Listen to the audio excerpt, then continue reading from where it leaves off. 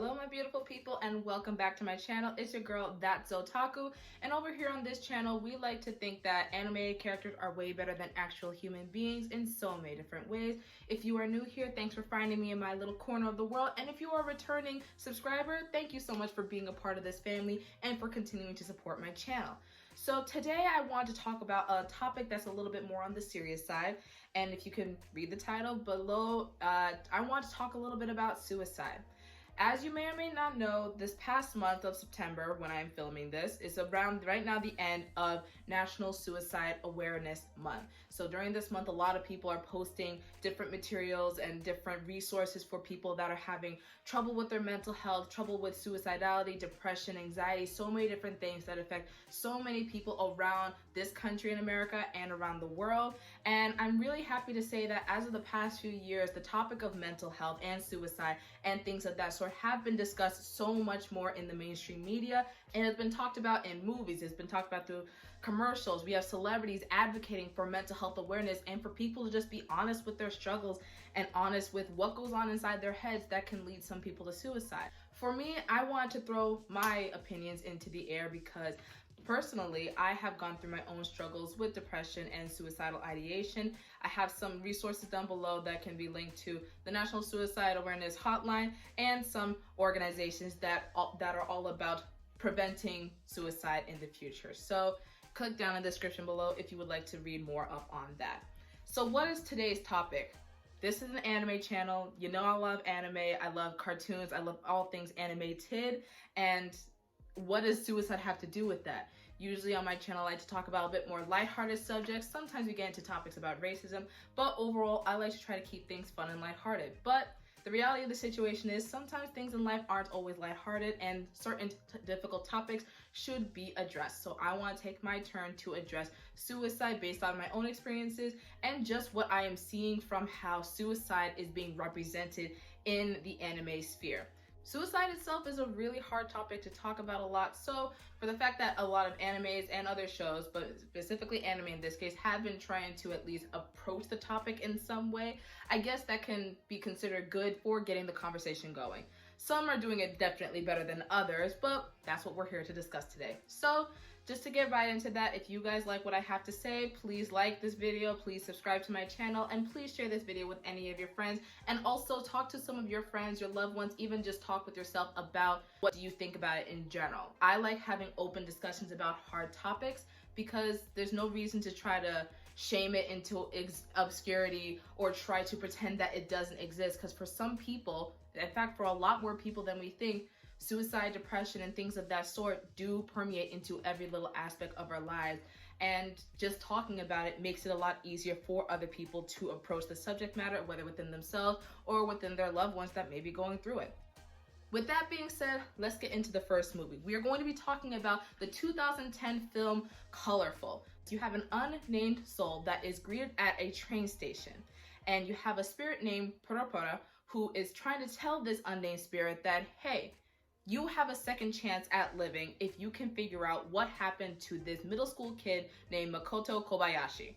You have to figure out what Makoto's greatest mistake was in his life that led him to try to commit suicide. So you have 6 months to figure that out, and if you figure that out, great. If you don't, then you, who are going to be inhabiting Makoto's body, will die permanently, right?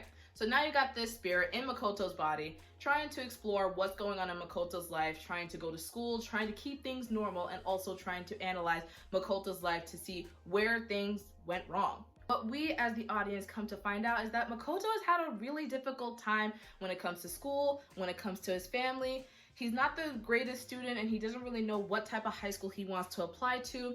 He has beef with his mother because his mother has been having an affair, and unfortunately his overworked father is completely oblivious to it. So at this point you see that Makoto is completely disillusioned to humanity because his family life sucks, he's not that great at school. A girl that he has a crush on is found to be selling her body for sex and selling her body for money and clothes and material things from older men, and he's just like, this girl that I idolized so much and I thought that she was so beautiful and so great is doing something so disgusting. He's disgusted with every person around him.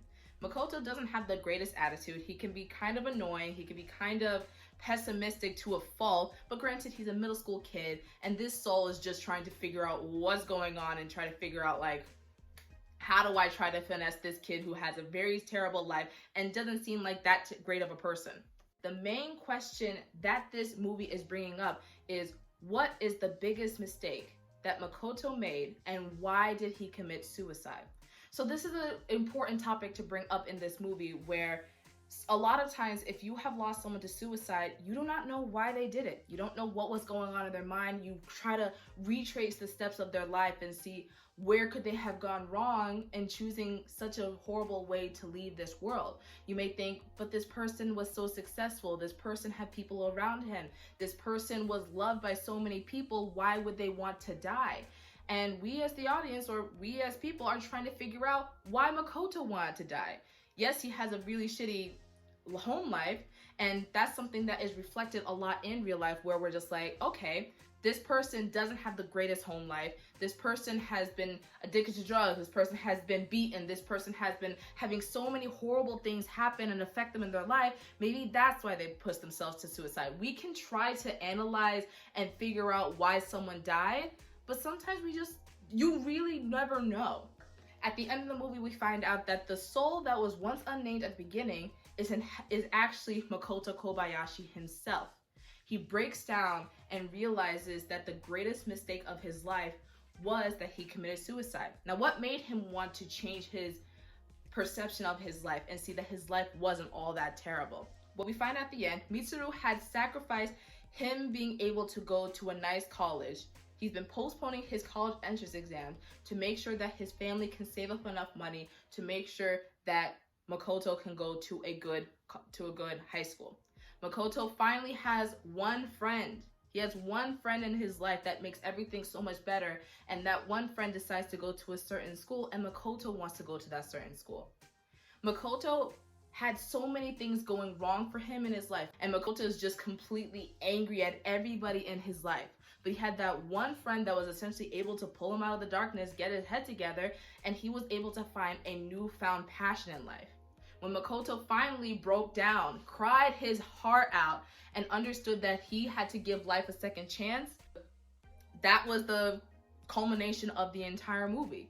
Makoto was able to save himself from himself, start a new life, and the spirit Poro is like, I hope you live a colorful life. So the whole point of this film is to talk about, even though a lot of things in life can be so horrible, you can always find some type of light to pull you out of the darkness. Now, I would say that the way that the movie delivered it can be a little bit slow. A lot of the scenes and a lot of the character development is super drawn out, that a lot of people, from what I've seen, from when they've watched it themselves in a lot of reviews, they did not enjoy it because they thought, okay, this is just so dragging, this is so dark. But I kind of liked that aspect of the movie, because a subject matter such as suicide has to be handled with care. Anything revolving around death has to be handled with care, but suicide especially, because it's not talked about that much, and one of the few times you actually want to talk about it, you don't want to mess it up. So for the fact that the movie took the time to analyze every step of Makoto's life and analyze everybody's character development and give you a sense of why Makoto did what he did, and at the end you had the whole big revelation, which some may say is very cliche, which it was, but cliches are kind of nice. The next show that we are going to get into is the 2016 anime called Orange. Now, when Orange came out in 2016, it got rave reviews. So many people talking about how, oh, its approach to suicide was so groundbreaking. Oh, maybe Orange wasn't that great in how it approached the topic. And of course, I always have my own opinions. Now, just to give you the basic setup, you have a young high school girl named Naho, who is getting letters from her future self 10 years in the future. And the letters are very accurate, and they are very good at predicting what's going to happen in Naho's life. And Naho's like, why am I getting these letters? What is going on? Eventually, she finds out that the letters are all surrounding this transfer student named Kakeru, who comes from Tokyo. And she comes to find out that Kakeru, wow, I can't pronounce the name. She comes to find out that Kakeru, in the future, within a year, is supposed to commit suicide. Those letters that she has been getting from her future self, somehow coming to the past, 10 years in the past, are from the friends that Kakeru left behind, feeling so much regret about what decisions they made and what they could have done to prevent Kakeru from dying. So the whole premise of the show is this group of friends that in the future have so many regrets, and their past selves are supposed to try to prevent this tragedy and band together to essentially save Kakeru's life. Naho is very reluctant to try to listen to these letters, and rightfully so. Imagine you were to be just 16 years old and then all of a sudden you get random letters saying like, you need to make sure that Kakeru doesn't hang out with you guys today or else something bad's going to happen. Of course you don't want to leave somebody behind. You don't want to make the new person feel out of place, so you just invite them anyway. But Naho invites Kakeru to hang out with her friends. Kakeru's mother commits suicide. I won't get into the reasons why, but that first day where Kakeru lost his mother set the course for where Kakeru's downfall was coming from. Kakeru was so wrapped up in so much guilt over not being with his mother the day that she died, that's what's sending him into a deep despair that they're thinking is what's going to lead him to kill himself in the future. So from then on, Naho starts taking these letters seriously and does everything in her power, along with her friends, to make sure that Kakeru stays alive.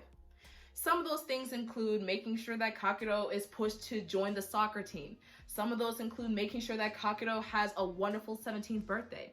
But the main thing that they did was that all the people in the friend group that got the letters, they were pushing the blooming relationship between Naho and Kakeru.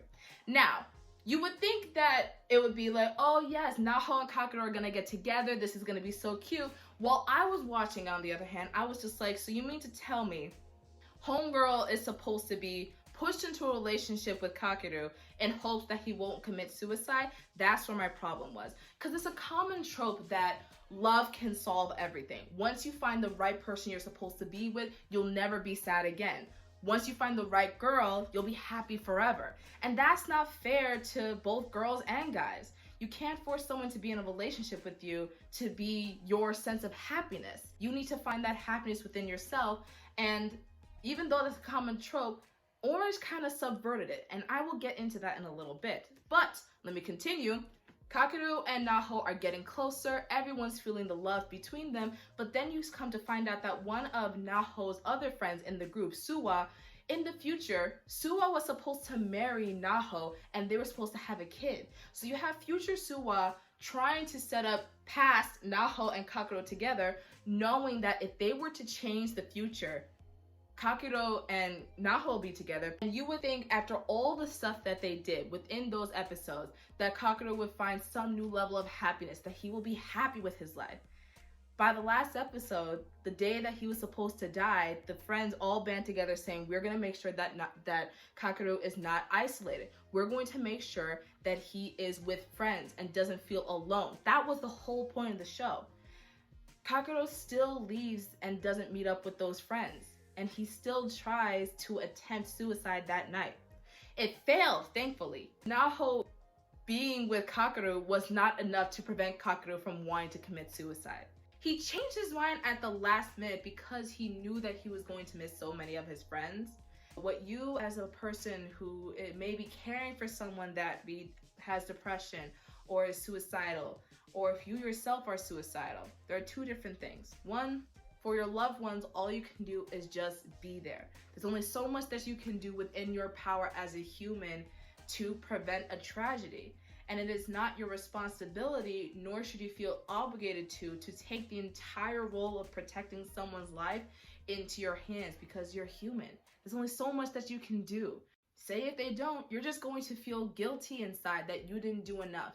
And that's a common thing that, at least for me, that I felt when I lost my loved one to suicide. I felt so guilty. I thought, was there something that I said to him? Was there something I could have said to him? Was there something that I could have done to make things better and prevent this tragedy?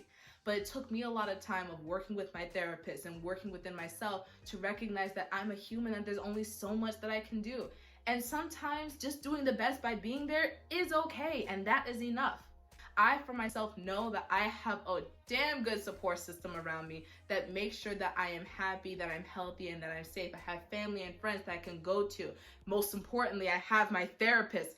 If you don't have a therapist and you can afford one, or you can have access to some type of therapist, please get one. Let us normalize getting therapists in 2020 and forever on, because if 2020 has proved anything, all of us are going to need a therapist by the end of this year. And now moving on to our last example, we have, I believe, episode 8 from the anime Paranoia Agent. Now, if you know Paranoia Agent, then you know the episode that I am talking about. If you have not watched Paranoia Agent and I go into talking about this episode, don't worry, it's not going to spoil anything about the anime itself, because high key, most of this episode kind of is disjointed from the main storyline of Paranoia Agent in general, so you're not going to be missing too much. You have 3 people that meet each other on the internet. You have an old man, you have another adult man who's not as old as the other guy, but you have a 12-year-old little girl.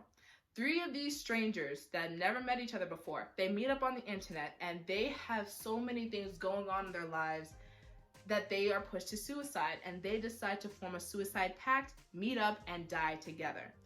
Now, this is in reference to a relatively common trend of suicide pacts over the internet that took place in Japan and other parts of Asia all throughout the early 2000s. The 2 older guys are like, why on earth would this little girl be upset? Why would she feel so disillusioned, so detached from the world that she wants to die? So in the beginning, the 2 guys are trying to ditch her.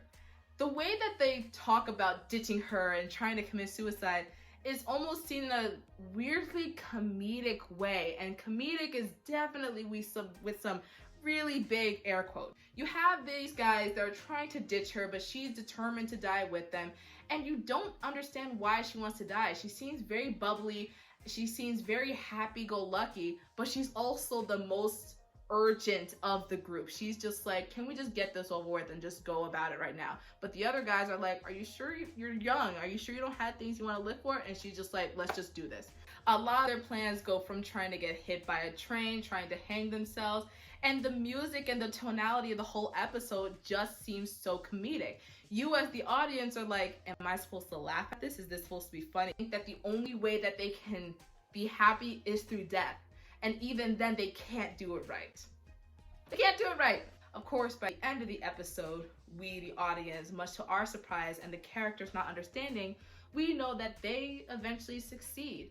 But the characters don't realize that they are already ghosts and they are already gone. What do I have to say about this episode? I would say that if you're a person that's sensitive and you don't have a wide range of humor, then you won't like this episode. I'm not gonna lie. Considering the time of when it came out in the early 2000s, it seems kind of on point to make an episode regarding a currently happening trend at that time. So I'm not entirely mad at the episode. Why am I talking about suicide? As I said in the beginning, suicide affects us all without one way or another. There are so many different medias that talk about it, bring it up, either in whole shows like Orange or in slight scenes like Kakashi's father and Naruto, or Welcome to the NHK, or A Silent Voice. It's a difficult subject matter, but the more that people talk about it, the more we the audience can talk about it within our daily lives, and I think that's a pretty good thing. So thank you so much for watching this video. I hope you actually learned something, or at least learned a little bit about yourself. Hopefully you take a look at some of the shows and the movies that I mentioned in this video. If you have any suggestions, please drop it down in the comments below. As always, thank you so much for watching. Subscribe to my channel, like this video, share it with your friends and all that good stuff, and I will see you guys in the next video. Bye!